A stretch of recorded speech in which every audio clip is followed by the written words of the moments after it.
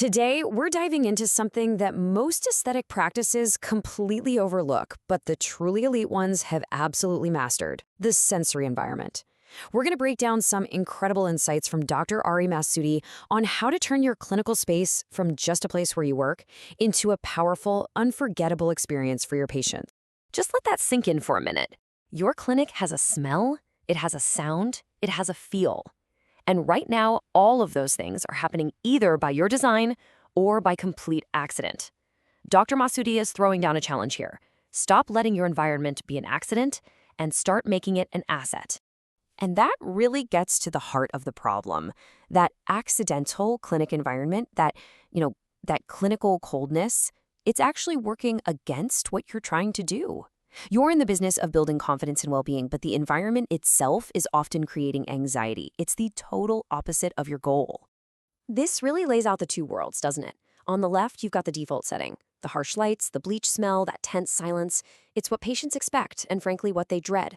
On the right is where the magic happens. The curated, warm, welcoming experience. Our entire goal here is to show you how to intentionally move your practice from that left column over to the right. All right, let's start with the first and maybe the most powerful element you can control: your lighting.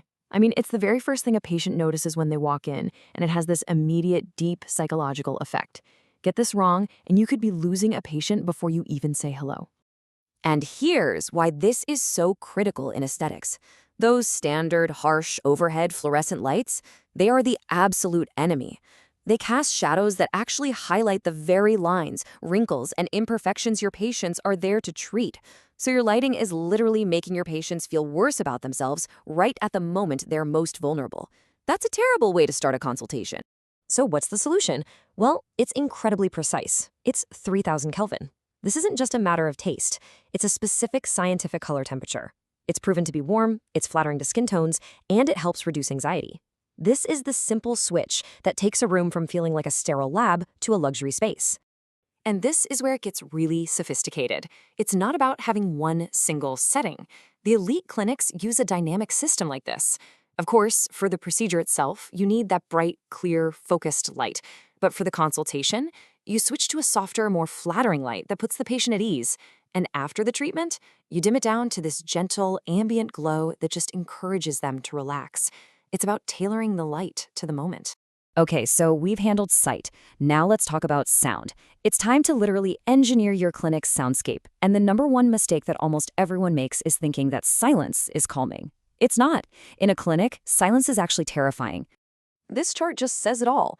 That dead silence, it's not peaceful. It puts people on edge. Why? Because every little sound, the click of a tool, a cough down the hall, the squeak of a wheel, suddenly sounds 10 times louder. It puts a patient's nervous system on high alert. But when you introduce a continuous, pleasant ambient sound, it masks all those little jarring noises and just brings the overall anxiety level way, way down. So how do you actually build this soundscape? Again, it's all about being precise. You want a constant sound, right around 50 to 60 decibels. That's about the level of a quiet conversation. What kind of sound? Think soft instrumentals or nature sounds, something with a steady rhythm, around 60 to 80 beats per minute, which is shown to actually slow a person's heart rate. It's about creating a predictable, calming audio blanket. All right, now we are getting into the really subtle stuff, these subliminal influencers: climate and scent. These are things your patients might not even consciously register, but believe me, their subconscious is paying full attention, and it has a massive impact on how they feel about, and remember, your practice. Let's start with temperature. Seems simple, right? But think about a patient. Maybe they're in a gown, they're already a little nervous. The last thing they need is to feel cold. And that caption says it all. A cold patient rushes. They want to get it over with and leave. But a warm patient, they linger. They feel comfortable. The target is 72 to 74 degrees Fahrenheit. That's about 22 to 23 Celsius. It's such a small detail with a huge payoff. And if you need a hard number to justify fiddling with the thermostat, here it is. In medical settings, just by getting the room to an optimal, comfortable temperature, patient satisfaction scores jumped by an incredible 31%. 31%! This isn't just about being nice, it's a massive, measurable boost to how people perceive the quality of your care. And now, for what might be the most powerful tool in your arsenal: scent. Our sense of smell is wired directly to the parts of our brain that handle emotion and memory. It completely bypasses rational thought. That's why a specific scent can increase memory retention by 65%. You can literally create a powerful, positive, emotional bond with your clinic, all with a scent. Now, this is not about plugging in a cheap air freshener. This is about strategy. You use a scent like lavender in the waiting room because we know it calms anxiety. Then, in the area where patients leave, you use a subtle, uplifting citrus scent. This boosts their mood as they walk out the door, cementing that positive feeling. The one rule: absolutely no medical or chemical smells. Ever. This is the perfect example of this in action. Patients at this clinic feel welcomed home. They don't even know why. They're not thinking, oh, I love that smell. It's totally subconscious. Their brain has just created this deep association between that unique scent and a feeling of comfort, safety, and care. That is the goal. That's when you know you've nailed it. So we've gone through light, sound, temperature, and scent. The ideas are all here. The big question is, what are you going to do about it? So here's your mandate, your homework. You need to conduct a sensory audit of your own clinic. And it's actually really simple. Here's your 4-step plan.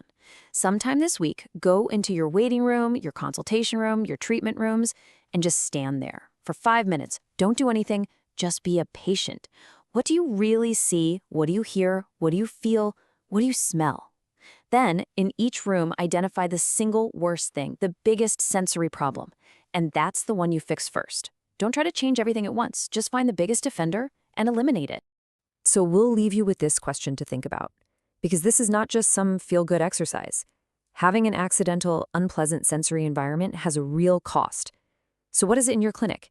Is it the unflattering light in the consultation room, the jarring silence, the chilly treatment room? Which flaw is actively costing your patients, referrals, and damaging your bottom line right now? Figuring that out is your first step to creating a truly world-class practice.